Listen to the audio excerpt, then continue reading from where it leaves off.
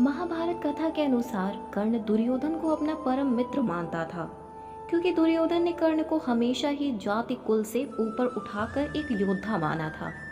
यही कारण था कि दुर्योधन के इतने बुरे काम करने के बाद भी कर्ण ने दुर्योधन का साथ नहीं छोड़ा। महाभारत में कर्ण का नाम एक ऐसे योद्धा के तौर पर जाना जाता है जिन्होंने कौरवों के साथ युद्ध किया था, लेकिन फिर भी अपनी कर्तव्य परायणता दानवीर होने के लिए कर्ण का नाम आज कलयुग में भी सम्मान के साथ लिया जाता है। कर्ण को दुर्योधन का परम मित्र माना जाता है। कुंती और सूर्य देव का पुत्र होने के बाद भी कर्ण को कई बार अपमान सहना पड़ा था, क्योंकि कर्ण से जुड़ा यह रहस्य बहुत कम लोग जानते हैं कि कर्ण शूद पुत्र नहीं बल्कि कुंती पुत्र है। महाभारत की कथा के अनुसार जब भीष्म पितामह बाणों की शैया पर लेटे थे तो कर्ण ने उन्हें यह रहस्य बताया था, और तब भीष्म पितामह ने अंत समय में एक उद्देश्य की पूर्ति की इच्छा को लेकर युद्ध करने के लिए कहा था। तो आइए जानते हैं इस वीडियो के माध्यम से कि बाण शैया पर लेटे भीष्म ने कर्ण से क्या कहा था। शिखंडी की मदद से अर्जुन ने कुरुक्षेत्र की रणभूमि पर युद्ध के 10वें दिन भीष्म पितामह को बाणों से घायल करते हुए उनके लिए शरशैया बनाकर लेटा दिया। भीष्म को इच्छा मृत्यु का वरदान प्राप्त था, इसीलिए इतना घायल होने के बाद भी भीष्म के प्राण उनके शरीर से नहीं निकले। भीष्म प्राण छोड़ने के लिए सूर्य उत्तरायण की प्रतीक्षा करने लगे। युद्ध का 10वां दिन समाप्त होने पर सभी योद्धा रणभूमि को छोड़कर अपने अपने शिविर में वापस लौट आए, जबकि भीष्म पितामह शरशैया पर आंख बंद करके लेट गए। कर्ण ने जब भीष्म पितामह की यह स्थिति देखी तो वह भयभीत हो गए और उसी अवस्था में भीष्म के निकट जा पहुंचे। जिस समय वह वहां पहुंचे, शरशैया पर लेटे भीष्म के नेत्र बंद थे। उन्हें देखकर कर्ण की आंखें भर आईं। भरे हुए कंठ से कर्ण ने भीष्म से कहा, पितामह, आंखें खोलिए। आपको इस अवस्था में देखकर मुझे बहुत दुख हो रहा है। कर्ण की बात सुनकर भीष्म पितामह ने धीरे से आंखें खोली और एकांत देखकर पहरेदारों को दूर हटाकर एक हाथ से कर्ण का उसी प्रकार स्नेह पूर्वक से अभिवादन किया। कर्ण को भीष्म की तरफ से इस स्नेह की आशा नहीं थी, इसीलिए कर्ण का दबा हुआ विद्रोह फूट पड़ा और उन्होंने कहा, मैं वही राधा पुत्र कर्ण हूँ जो सदा आपकी आंखों में गढ़ा रहता था और जिसे आप सर्वत्र हेय दृष्टि से देखते थे। यह बातें कहने के बाद कर्ण ने भीष्म को अपना सही परिचय देते हुए खुद को कुंती और सूर्यदेव का पुत्र होने का रहस्य बताया।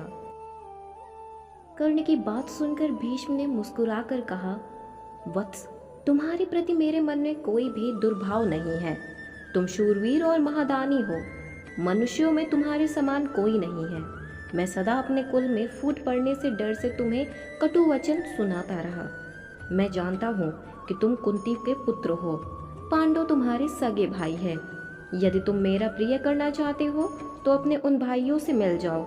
मैं चाहता हूँ कि मेरी मृत्यु के द्वारा ही यह बैर की आग बुझ जाए और इस धरा के सारे राजा मिलकर रहने लग जाएं। भीष्म की बात सुनकर कर्ण ने मुस्कुराते हुए कहा, आप जो कुछ कह रहे हैं उसे मैं जानता हूँ। मुझे अपने जन्म का रहस्य ज्ञात है, लेकिन माता कुंती ने तो मुझे पानी में बहा दिया और एक सूत सज्जन ने मुझे पाल पोस कर बड़ा किया। मैं आरंभ से ही दुर्योधन से प्रीति रखता आया हूँ, क्योंकि उसने मुझे हमेशा सम्मान के भाव से देखा है।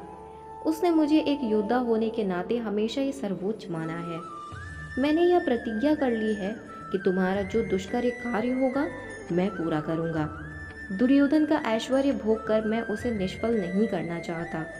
जैसे श्री कृष्ण अर्जुन की सहायता करते हैं, वैसे ही मैं हमेशा दुर्योधन की सहायता करना चाहता हूँ। कर्ण ने कहा कि वे हर तरह से दुर्योधन का हित करने के लिए दृढ़ प्रतिज्ञ हैं।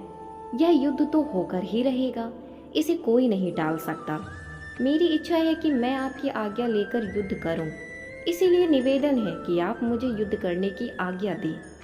मैंने क्रोध के आवेश में आकर अगर आपके साथ कभी भी कोई दुष्टता की हो तो मुझे माफ करें।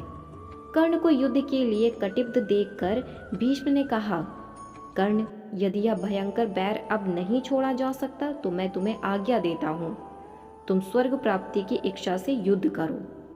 इस पर कर्ण भीष्म पितामह को प्रणाम कर दुर्योधन के पास चले गए। इसके बाद दुर्योधन के प्रति कर्तव्यबद्धता का पालन करते हुए कर्ण अर्जुन के हाथों कुरुक्षेत्र की रणभूमि पर मारे गए। जिस तरह कर्ण ने दुर्योधन की मित्रता के लिए केवल एक योद्धा के तौर पर युद्ध किया, कलयुग में ऐसे मित्र और योद्धा मिलना बहुत मुश्किल है। तो अब यह वीडियो यहीं समाप्त होती है। उम्मीद है आप सभी को यह वीडियो पसंद आई होगी। वैसे अगर हमारी वीडियो से जुड़े आपके कुछ सवाल हैं तो वो आप हमें नीचे दिए गए कमेंट बॉक्स से बताएं। हम आप तक सही जानकारी पहुंचाने का प्रयास करते रहेंगे। वीडियो को लाइक और शेयर करना ना भूलें और ऐसी ही वीडियोस के लिए हमारे चैनल को ज़रूर सब्सक्राइब करें। अब मिलते हैं किसी नई जानकारी के साथ, तब तक के लिए राधे राधे।